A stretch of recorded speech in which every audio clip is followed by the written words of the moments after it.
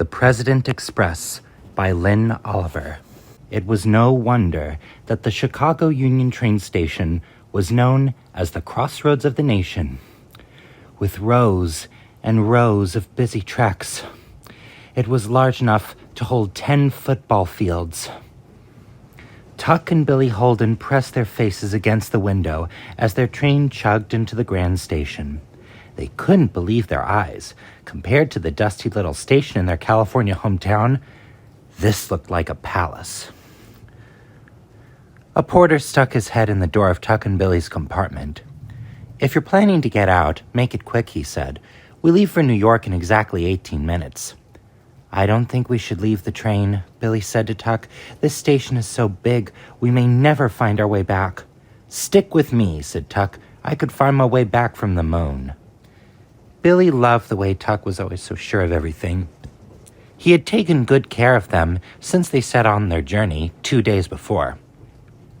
With nothing more than his usual confidence, he had gotten them all the way across the country to Chicago.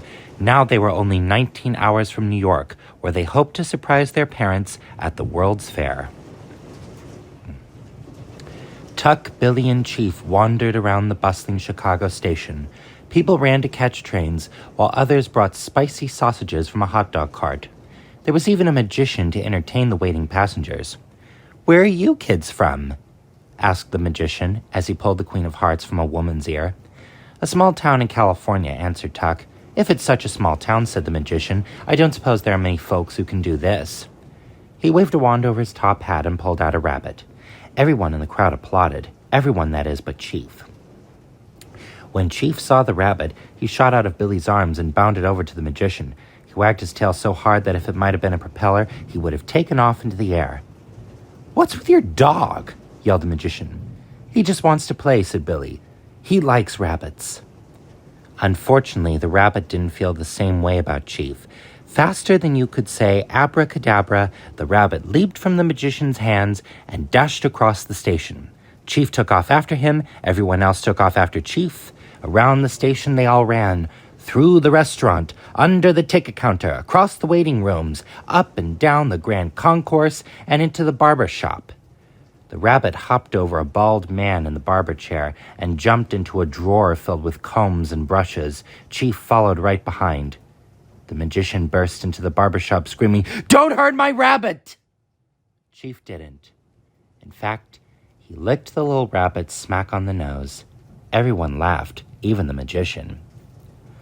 The loudspeaker crackled and a voice announced, "Train 409 for New York departing on track 4. Tuck and Billy had been so busy trying to catch Chief that they hadn't noticed the time. "Oh no," Tuck turned to Billy. "That's us." They grabbed Chief and bolted for the train. When they got to track 4, their train was already pulling out. Tuck and Billy raced along the platform, but they could not catch up. They watched as the train sped off into the distance. Billy started to cry. Tuck put his arm around his sister. "Don't be sad," he said. "I'll think of something."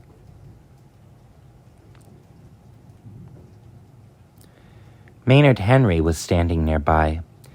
He was a kindly man who hated to see a child cry.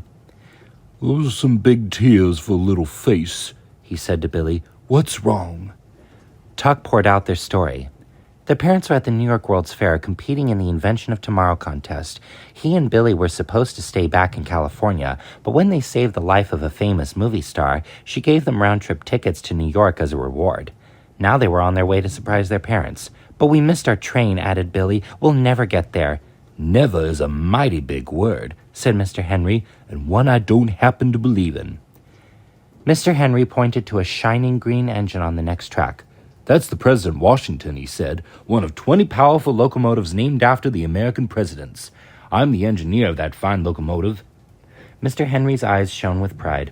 "A lot of folks told me I would never become an engineer," he went on, "but I believe there's always a way to do what you really want to do."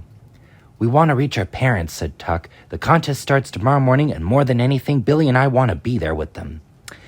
Mr. Henry could feel how much Tuck and Billy loved their parents. I'm heading out for Washington, D.C., he said. If you ride there with me, I'll give you a lift on the overnight train into New York. You would do that for us? Asked Tuck. You children have lots of heart, Mr. Henry smiled, and that goes a long way with me. A few minutes later, Tuck and Billy were sitting next to Mr. Henry in the cab of the President Washington. When the all-clear signal was flashed, he opened up the throttle, and the engine let out a burst of steam. Whump! Whump! Whump! The thumping of the locomotive rose up loud and strong. Tuck and Billy could feel its vibrations in their bones. Slowly, the mighty train began to move, passing long freight trains lined up in the yard. Clickety-clack went the wheels as the President Washington Express gathered up speed and headed east. It wasn't long before they were in open country. So your parents are inventors, Mr. Henry said. What exactly did they invent? The dome car, answered Tuck. It's a train car made of glass. When you ride in it, you can see all around. It was my idea. Where does a whippersnapper like you get a fine idea like that? Said Mr. Henry. Do you really like it? Asked Tuck. I certainly do, Mr. Henry smiled. Many times I've crossed this beautiful land of ours wishing I had eyes in the back of my head so I could see everything around me. He reached out and shook Tuck's hand. I'd be real proud if someday you'd invite me to take a ride on your dome car. You'll be the first passenger, said Tuck. I promise. By the time the President Washington crossed into Pennsylvania, huge rain clouds covered the sky. Looks like we're in for some weather, Mr. Henry said.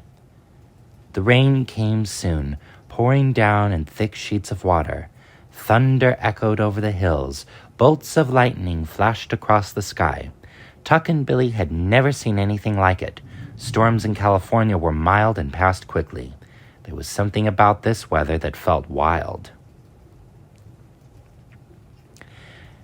As the President Washington wound its way into the mountains, a huge bolt of lightning lit up the whole sky. Gee whiz, said Tuck. Look at that! Mr. Henry wasn't looking at the sky. His eyes were focused on the entrance of the tunnel up ahead, an underground passage known to trainmen as the Horseshoe. He didn't like what he saw. The signal is out, he said. The lightning must have hit it. Tuck and Billy swallowed hard. They knew that without a working signal, it was dangerous to enter the tunnel. They would have no way to tell if another train was coming in the opposite direction. Mr. Henry pulled the train to a stop at the entrance of the Horseshoe.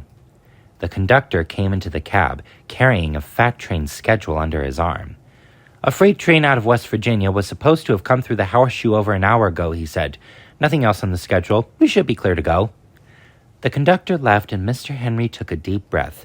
Then he took hold of the throttle and ever so carefully eased the President Washington into the Horseshoe. It was pitch black inside. The train inched along. Suddenly there was a rumbling noise.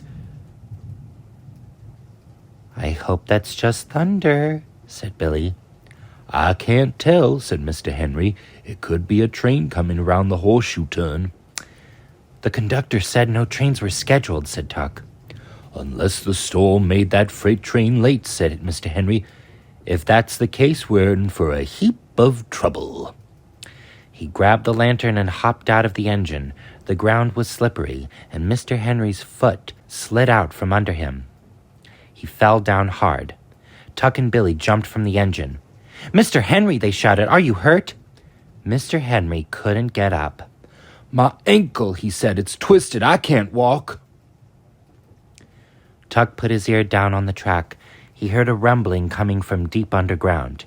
That's not thunder, he said. There's another train in this tunnel. I've got to warn them we're here, said Mr. Henry, struggling to stand up. Unless they stop, we're in for a crash. They had to move quickly, but Mr. Henry was hurt and could barely walk. Tuck took the lantern and stood up. Billy took hold of his arm. They knew what they had to do. Clutching the lantern, Tuck ran down the track as fast as he could, with Billy close behind. When they rounded the horseshoe turn, they stopped short. Coming right toward them was the freight train. Tuck planted his feet and raised the lantern. He waved it back and forth, hoping the engineer would see his signal.